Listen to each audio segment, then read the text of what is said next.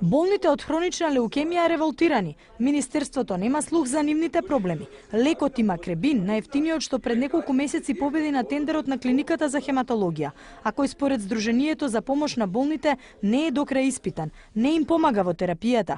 Ако на еден му е добро, а на 10 души имаат компликации, што е тоа добро во имакринибот? Ке не враќаат назад на интерферонот? На хидрејата не е фермистан. За ова треба да се разговара.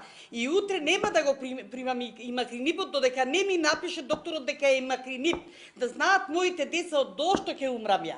Од Сдруженијето на болни од хронична леукемија го бараат лекот Гливек, кој надлежните го тргнаа од позитивната листа, а од кој болните добивале најдобри резултати во терапијата. Се пожалија на индиферентниот однос на ресорното министерство.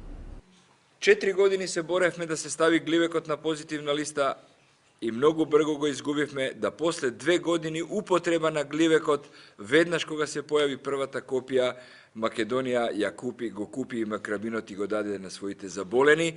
Ние знаеме дека што ќе се деси за тие година, 2-3, ќе умрат уште толку луѓе, уште 10, 20, 15 луѓе, али некојаш ќе престане ова лудило. Ова лудило мора да престане.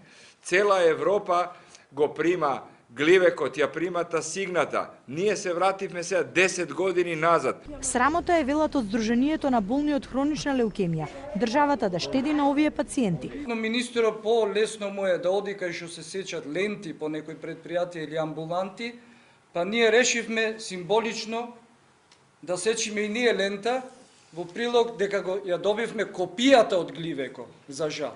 Во моментот околу 70 пациенти боледуваат од хронична леукемија, а секоја година се јавуваат по околу 10 нови случаи.